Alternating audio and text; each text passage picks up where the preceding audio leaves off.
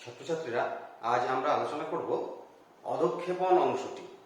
এর আগে আমরা বায়ুমণ্ডল ও বায়ুপ্রবাহ সম্পর্কিত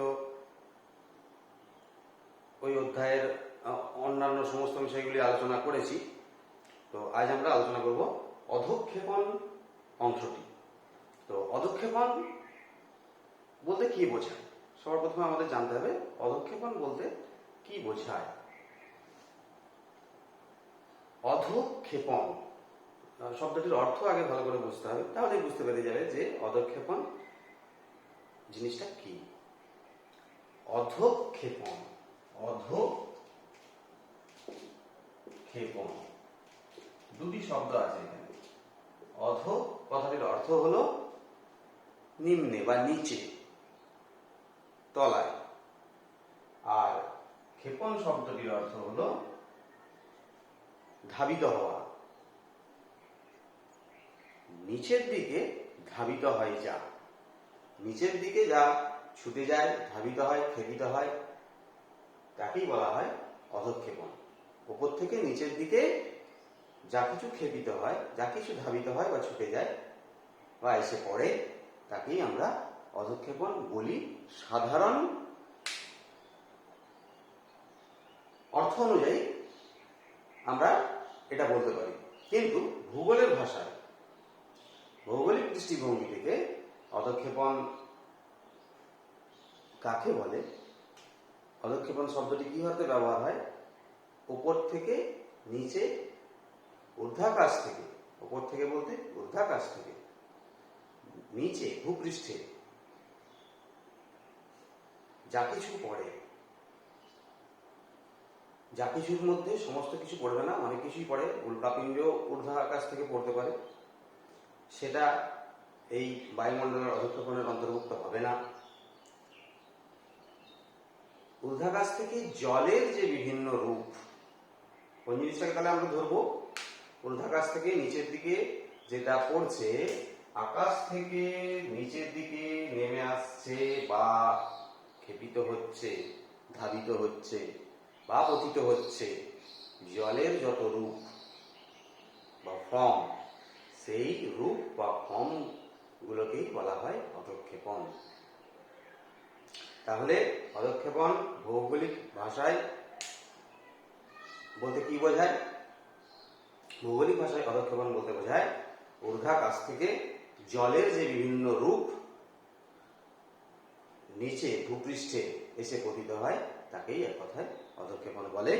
এই অধঃক্ষেপণের বিভিন্ন ভাগ আছে, শ্রেণীবিভাগ আছে, সেগুলো নিয়ে আমরা আলোচনা করব। তো অধঃক্ষেপণের কি কি ভাগ আছে, সেই ভাগগুলো আগে আমাদের জেনে নিতে হবে। জলের বিভিন্ন রূপের কথা বলা হয়েছে।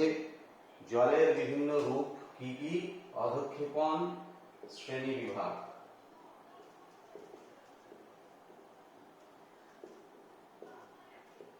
কি কি?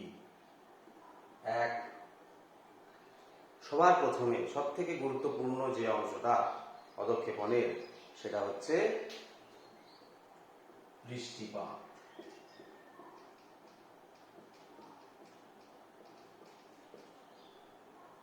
দুই, বৃষ্টিপাতের পরে জলের আর কি কি রূপ ঊর্ধ্বাকাশ থেকে নিচে নেমে আসে?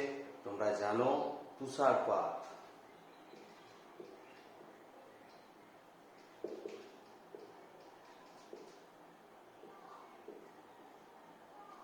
আর কি তুষারপাত ছাড়া? আর আছে তুষারপাতের বা বরফপাত যেটা বলি, তার যে বিভিন্ন রূপ, অর্থাৎ জল তরল অথবা কঠিন, এই দুটি রূপে উপর থেকে নিচের দিকে নামতে পারে। তরল অবস্থায় যখন নামছে তখন আমরা তাকে বলছি বৃষ্টিপাত, আর কঠিন অবস্থায় যখন নামছে তখন তাকে আমরা বিভিন্ন নাম দিয়ে প্রকাশ করি। তুষারপাত তার একটা অংশ, শিলাবৃষ্টি তার আরেকটা অংশ।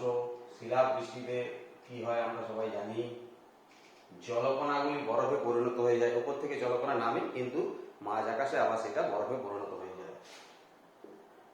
চার,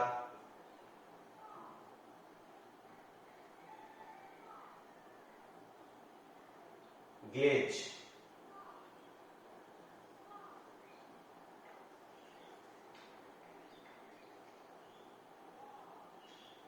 পাঁচ গুঁড়ি গুঁড়ি বৃষ্টি, একেবারে পাউডারের মতো যে বৃষ্টিটা, এগুলো হচ্ছে অধঃক্ষেপণের বিভিন্ন ভাগ। অধঃক্ষেপণের বিভিন্ন ভাগ, এগুলো নিয়ে আমরা একটা একটা করে আলোচনা করব। সব থেকে বেশি যেটা আলোচনা করার যেটা বিষয়বস্তু সেটা হচ্ছে বৃষ্টিপাত। এটা তুষারপাত যখন গুঁড়ো গুঁড়ো, তুষারপাতটাকে বলা হয় স্নো, যখন বরফটা গুঁড়ো গুঁড়ো আকারে নিচে নেমে আসে। শিলাবৃষ্টি তো বলা হয়েছে, গ্লেজ এটাও তুষারপাতের একটা রূপ। হ্যাঁ, আর আরো কতগুলো ভাগ দেওয়া যায়। হ্যাঁ, ফ্লেক বলে একটা আছে, ফ্লেক,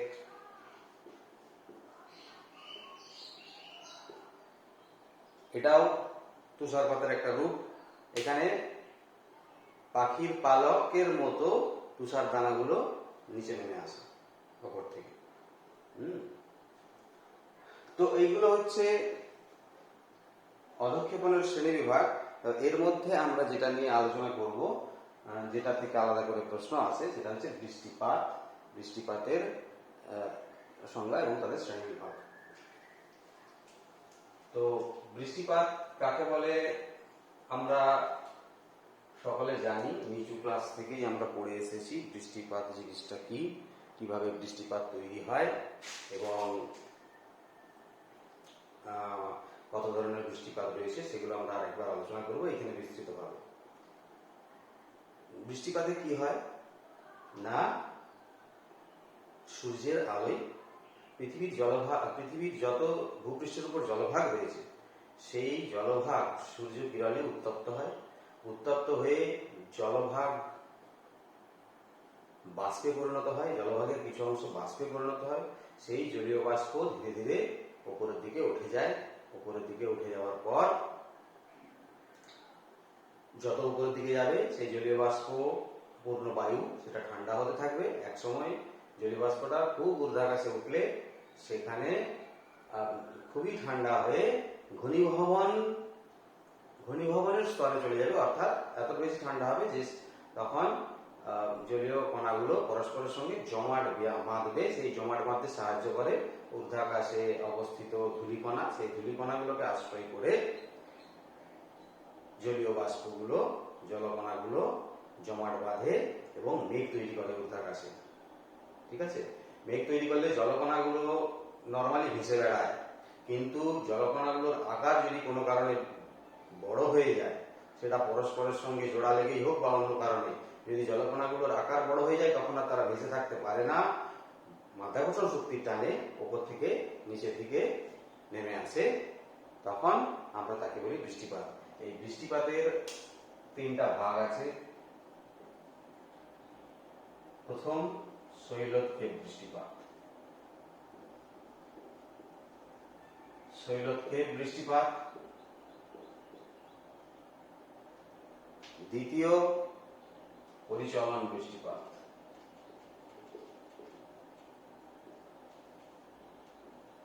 পরিচলন বৃষ্টিপাত। আর তৃতীয় ঘূর্ণ বৃষ্টি।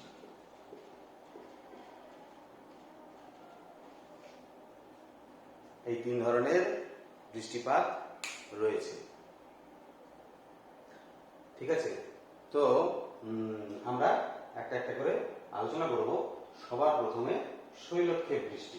শৈলক্ষেপ বৃষ্টিটা কিভাবে হয়, কিভাবে ঘটে শৈলক্ষেপ বৃষ্টি? না, এখানেও কিন্তু শৈলক্ষেপ নামের মধ্যেই অনেকটা উত্তর লুকিয়ে আছে। শৈল যুক্ত উৎক্ষেপ। শৈলতে বা পর্বতে, শৈল কথাটির অর্থ পর্বত, পর্বতে উৎক্ষেপণের ফলে কিটা উৎক্ষেপিত হবে? বায়ু। পর্বতে বায়ু উৎক্ষেপণের ফলে যে বৃষ্টিপাতটি তৈরি হয় তাকে বলা হয় শৈলক্ষেপ বৃষ্টিপাত সেটা কিভাবে হয় সেটা দেখাচ্ছি। ধরো এখানে একটি পর্বত অবস্থান করছে, এই পর্বতের দুটো ঢাল, এই ঢালটার নাম প্রতিবাদ ঢাল, এই ঢালটার নাম অনুবাদ ঢাল।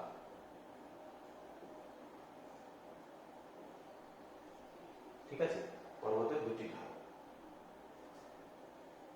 এবারে বায়ু, সাপোজ বায়ু এদিক থেকে আসছে, প্রবাহিত হয়ে আসছে, তাহলে প্রথমে কি হবে, পর্বতের প্রতিবাদ ঢালে বাধা পাবে। ঠিক আছে, এই বায়ু প্রবাহিত হয়ে আসছে, পর্বতের প্রতিবাদ ঢালে বাধা পেল। এই বায়ুতে কিন্তু জলীয় বাষ্প রয়েছে, এটা কিন্তু জলীয় বাষ্পপূর্ণ বায়ু। এই জলীয় বাষ্পপূর্ণ বায়ু প্রবাহিত হচ্ছে, তার প্রবাহ পথে আড়াআড়ি ভাবে অবস্থান করছে একটি পর্বত, সেই পর্বতে বাধা পেল। পর্বতের কোন ঢালে বাধা পেল? প্রতিবাদ ঢালে বাধা পেল। বাধা পাওয়ার ফলে এবারে এই বাতাসটা কি করবে, বাতাসটা তার উল্টো দিকে ঘুরে চলে যাবে না, বাতাসটা যেহেতু অনেক শক্তি নিয়ে এগিয়ে আসছে, পর্বতে বাধা পাওয়ার পর সে ধীরে ধীরে উপরের দিকে উঠতে থাকবে, ধীরে ধীরে উপরের দিকে উঠতে থাকবে। এই উপরের দিকে ওঠার সাথে সাথে কি ঘটনাটা ঘটছে না, এই যে বাতাসে জলীয় বাষ্পটা ছিল, সেই জলীয় বাষ্পটা আস্তে আস্তে ঠান্ডা হতে শুরু করলো, সমগ্র বায়ুটাই ঠান্ডা হতে শুরু করলো, সেই সাথে জলীয় বাষ্প তারও উষ্ণতা ক্রমশ কমতে শুরু করলো। আমরা জানি যে ভূপৃষ্ঠ থেকে উপরের দিকে আমরা যত উঠব তত প্রতি 6.4 ডিগ্রি সেলসিয়াস প্রতি 1000 মিটারে, উপরের দিকে প্রতি 1000 মিটার উঠলে 6.4 ডিগ্রি সেলসিয়াস বায়ুর উষ্ণতা কমে যায়।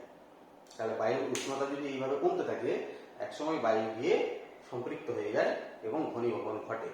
বায়ু ঠান্ডা হতে হতে সম্পৃক্ত হয়ে যায় এবং ঘনীভবন ঘটে। সম্পৃক্ত হওয়াটা কি জিনিস সেটা আগের ক্লাসে আমরা বলেছিলাম, যে বায়ু কিভাবে সম্পৃক্ত হয় সেটা আপেক্ষিক আর্দ্রতা যখন আলোচনা করেছিলাম, আমরা এই বিষয়টা আলোচনা করেছিলাম, বায়ু কিভাবে সম্পৃক্ত হয়।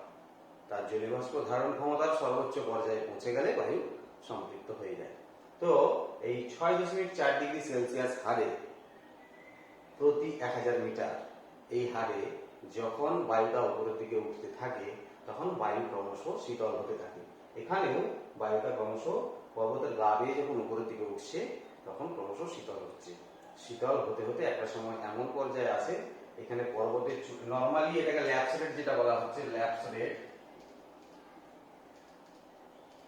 এটার জন্য তো বায়ুর উষ্ণতা কমে, আবার পর্বতের চূড়াতে বরফ থাকে, সেই বরফের সংস্পর্শেও এই বায়ুটা এসে তার দরুনও বাতাসটার উষ্ণতা আরো কমে যায়, বাতাসটা আরো ঠান্ডা হয়ে যায়। তখন সমগ্র বাতাসটার মধ্যে উপস্থিত জলীয় বাষ্প কণাগুলি ঘনীভবন ঘটে এবং এখানে মেঘ তৈরি করে। মেঘ তৈরি হলো, মেঘ তৈরি হওয়ার কোন ঢালে? প্রতিবাদ ঢালেই কিন্তু মেঘের অবস্থানটা থাকবে এবং বৃষ্টিপাত হবে। কোন ঢালে বৃষ্টিপাতটা হবে? প্রতিবাদ ঢালে বৃষ্টিপাতটা হবে। প্রতিবাদ ঢালে বৃষ্টিপাত হওয়ার জন্য এই অঞ্চলটাই প্রচুর পরিমাণে বৃষ্টিপাত হয়। প্রতিবাদ ঢালে, যে কোনো পর্বতের প্রতিবাদ ঢালে কিন্তু বৃষ্টিপাত প্রচুর পরিমাণে হয়। এবারে এই বায়ুটা যখন পর্বতটা অতিক্রম করে অপর ঢালে যাবে, বিপরীত ঢালে যাবে, যেই ঢালটার নাম অনুবাদ ঢাল, সেখানে কিন্তু আর বেশি বৃষ্টিপাত হবে না, একেবারেই হবে না বা খুবই কম হবে। কেন না, এই বাতাসটা যেটা আসছিল প্রতিবাদ ঢালেই বৃষ্টিপাত ঘটাতে তার সমস্ত জলীয় বাষ্পকে শেষ করে ফেলেছে, ফলে সেই বাতাসটা গিয়ে যখন অনুবাদ ঢালে পৌঁছাবে, সেই ঢালে আর বৃষ্টি হবে না বা খুবই কম হবে, না বললেই চলে। সেই জন্য দীর্ঘদিন ধরে এখানে বৃষ্টিপাত না হয়ে এই অঞ্চলটা বৃষ্টিহীন অঞ্চল হিসেবে চিহ্নিত হয়ে থাকে এবং একে বলা হয় বৃষ্টির ছায় অঞ্চল। এটা একটা আলাদা প্রশ্ন আছে, বৃষ্টির ছায় অঞ্চল কাকে বলে? অনুবাদ ঢালকে বৃষ্টির ছায় অঞ্চল বলে, কেন বলে সেটাও বলতে হবে। এটা গেল শৈলক্ষেপ বৃষ্টি। এরপরে আমরা আসব পরিচলন বৃষ্টি।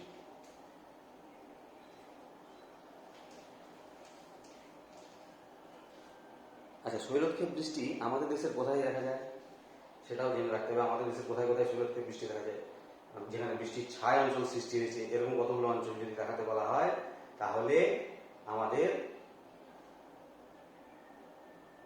মেঘালয়ের চেরাপুঞ্জির মৌসিনরাম শুনেছ, ভারতের সর্বাধিক বৃষ্টিপাত যুক্ত অঞ্চল। ওই অঞ্চলটা হচ্ছে একটি বৃষ্টিযুক্ত অঞ্চল, মানে ওটা প্রতিবাদ ঢাল। তার উল্টো দিকেই অবস্থান করছে শিলং মালভূমি অনুবাদ ঢাল, সেটা কিন্তু একটি বৃষ্টির ছায়া অঞ্চল। আবার আমাদের পশ্চিমঘাট পর্বত দেখবে, পশ্চিম উপকূল বরাবর পর্বতটা অবস্থান করছে, তার পশ্চিম ঢালটা প্রতিবাদ ঢাল, ওখানে বৃষ্টিপাত হয়। মৌসুমী বায়ু আরব সাগর থেকে যখন ঢুকে ভারতে, তখন পশ্চিমঘাট পর্বতের পশ্চিম ঢালে বাধা পেয়ে প্রচুর বৃষ্টিপাত ঘটায়। কিন্তু ওই বায়ুটা যখন পশ্চিমঘাট পর্বতের পূর্ব ঢালে চলে আসে, তখন সেখানে বৃষ্টি না হওয়ার দরুন বৃষ্টির ছায়া অঞ্চলের সৃষ্টি হয়েছে। তো এরপর আমরা চলে যাব পরিচলন বৃষ্টিপাত।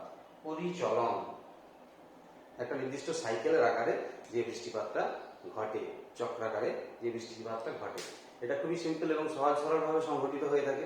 কিরকম না, মূলত নিরক্ষীয় অঞ্চলের স্থানগুলোতে, দেশগুলোতে, অঞ্চলগুলোতে, শুধু দেশ না জলভাগও হয়, সূর্যের কিরণ আমরা জানি নিরক্ষীয় অঞ্চলে লম্বভাবে পড়ে, ফলে নিরক্ষীয় অঞ্চলে যে জলভাগ, আমরা জানি নিরক্ষীয় অঞ্চলে জলের পরিমাণ বেশি, সমুদ্রের পরিমাণ বেশি, তাহলে নিরক্ষীয় অঞ্চলের যে জলভাগ, সেই জলভাগ সূর্যের ওই লম্বভাবে কিরণ দেওয়ার ফলে খুব দ্রুত উত্তপ্ত হয়, এবং উত্তপ্ত হয়ে দিনের বেলায় সেখানকার জল বাষ্পে পরিণত হয়ে উপরে উঠে যায়। দিনের বেলায় জলরাশি থেকে জল বাষ্পীভূত হয়ে উপরে উঠে যায় খুব দ্রুত। উপরে উঠে গিয়ে ঠান্ডা হতে হতে জলীয় বাষ্পপূর্ণ বাতাসটা ঘনীভূত হয়ে মেঘ তৈরি করে, এবং সেই জায়গার উপরেই বৃষ্টিপাত ঘটায়। মোটামুটি যে অঞ্চল থেকে বাষ্পীভবনটা ঘটে, সেই অঞ্চলেই আবার জলটি ফিরে আসে বৃষ্টিপাত রূপে। এই চক্রাকারে জল বাষ্পে পরিণত হয়ে উপরে উঠে মেঘ তৈরি করলো ঘনীভবনের মাধ্যমে, এবং আবার সেটি বৃষ্টিপাতের মাধ্যমে নিচে নেমে এলো ওই দিনই। এটা সাধারণত একদিনেই প্রসেসটা কমপ্লিট হয়ে যায়। হ্যাঁ, এই প্রসেসটাকে, এই বৃষ্টিপাতটাকে বলা হচ্ছে পরিচলন বৃষ্টিপাত। এই চক্রাকারে আবর্তন হওয়ার জন্য এর নামটা হয়েছে পরিচলন।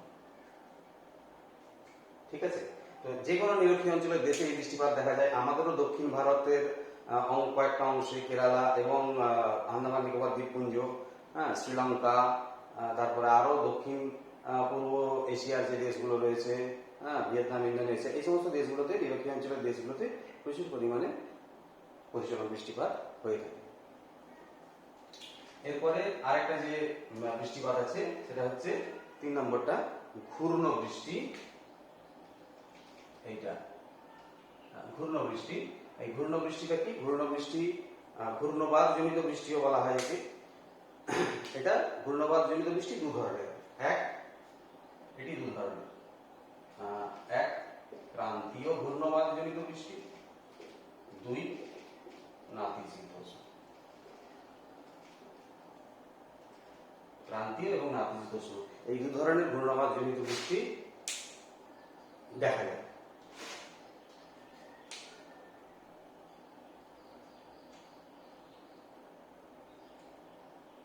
প্রথমে প্রান্তীয় ঘূর্ণবাদ বৃষ্টিটা কিভাবে হয় সেটা আমরা দেখবো। প্রান্তীয় অঞ্চলে একটি নিম্নচাপ, প্রান্তীয় অঞ্চলে উষ্ণতা বেশি, আমরা আগেই বলেছি, সেখানে নিম্নচাপ তৈরি হওয়ার প্রবণতা থাকে। মাঝে মধ্যেই বিভিন্ন স্থানে উষ্ণতা বৃদ্ধি পেলে সেখানে নিম্নচাপ তৈরি হয়ে যায়। তো কোনো একটি জায়গায় নিম্নচাপ তৈরি হলো, এখানে আমি ধরলাম নিম্নচাপ তৈরি হলো। তখন পাশাপাশি অঞ্চল থেকে, উচ্চচাপ থেকে বাতাস, জলীয় বাষ্পপূর্ণ বাতাস এই নিম্নচাপ অঞ্চলের দিকে ছুটে আসে, দিয়ে বৃষ্টিপাত ঘটায়। ছুটে এসে জলীয় বাষ্পপূর্ণ বাতাসটা মাঝখানে এলো, মাঝখানের উষ্ণ বাতাসটা উপরে উঠে গেল, সেইটা ঘনীভূত হয়ে মেঘ তৈরি করলো এবং বৃষ্টিপাত ঘটালো। এই প্রসেসটা হচ্ছে ক্রান্তীয় ঘূর্ণ বৃষ্টি। আর নাতিশীতোষ্ণ ঘূর্ণ বৃষ্টিটা কিভাবে হয়? নাতিশীতোষ্ণ ঘূর্ণ বৃষ্টিতে দুদিক থেকে দুটো ভিন্নধর্মী বাতাস আছে। এই একদিক থেকে যায় উষ্ণ আর্দ্র বাতাস, আরেক দিক থেকে আসে শীতল ও শুষ্ক বাতাস, দিয়ে মাঝে মাঝে একটা জায়গায় মিলিত হয়। এই মাঝামাঝি জায়গাটাকে বলা হয় সীমান্ত। যে রেখা বরাবর উষ্ণ ও আর্দ্র বাতাস আর শীতল ও শুষ্ক বাতাস মিলিত হয়, এই সীমান্ত সীমান্ত বরাবর মিলিত হওয়ার পরে উভয়ের সংঘর্ষে অনেক সংঘর্ষ ঘটার পর স্টেজ বাই স্টেজ আছে, এগুলো আরো উঁচু ক্লাসে আছে, তোমরা পরে জানবে। বিভিন্ন স্টেপ বাই স্টেপ দিয়ে ওখানেও উষ্ণ বাতাসটা উপরে উঠে যায়, শীতল বাতাসটা নিচে নেমে যায়, উষ্ণ বাতাস উপরে উত্থিত হয়ে ঘনীভূত হয়ে মেঘ তৈরি করে এবং বৃষ্টিপাত ঘটায়। আলটিমেটলি বৃষ্টিপাত ঘটায়, সেটাকে বলা হয় নাতিশীতোষ্ণ ঘূর্ণবাতজনিত বৃষ্টি।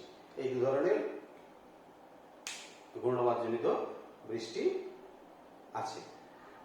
তো এটা গেল বৃষ্টিপাতের শ্রেণীভাগ। এটা বড় প্রশ্নও আছে, 3টা বৃষ্টি থেকে ছোট ছোট প্রশ্ন আলাদা করে আসে। আরেকটা অংশ এর সাথেই আছে, জলবায়ু অঞ্চল। হ্যাঁ, তো এই অধ্যায়েরই শেষের দিকে আরেকটা আছে, দেখবে জলবায়ু অঞ্চল তার নাম। তো জলবায়ু অঞ্চল কাকে বলে না, একটা নির্দিষ্ট এলাকা জুড়ে, বৃহৎ এলাকা জুড়ে যখন আবহাওয়া জলবায়ুর উপাদানগুলি একই ধরনের হয় তখন তাকে জলবায়ু অঞ্চল বলে। যেমন মৌসুমী জলবায়ু অঞ্চল, নিরক্ষীয় জলবায়ু অঞ্চল। এরা এক একটা অক্ষাংশের ভিত্তিতে অবস্থান করে এবং বৃহৎ অঞ্চল জুড়ে একটা দেশ বা একাধিক দেশ জুড়ে অবস্থান করতে পারে। এবং মূল বৈশিষ্ট্য সেটা হচ্ছে সমগ্র অঞ্চলটাতেই কিন্তু আবহাওয়া ও জলবায়ুর উপাদানগুলি একই রকমের হবে। কোন আবহাওয়া ও জলবায়ুর উপাদান? বৃষ্টিপাত, আর্দ্রতা, মেঘাচ্ছন্নতা, বায়ু প্রবাহ ইত্যাদি যে উপাদানগুলো আছে, বায়ুচাপ, সমস্তগুলি একই রকমের হবে। এটাও জলবায়ু অঞ্চলের সংজ্ঞাও 2 নম্বরের প্রশ্ন আছে, 3 নম্বরের প্রশ্ন আছে। এর বৈশিষ্ট্যগুলি নিয়েও একটা 3 নম্বরের প্রশ্ন আসতে পারে। ঠিক আছে, আজকে এটাই থাক। এর পরের দিন আমরা শুরু করবো বায়ুমণ্ডল।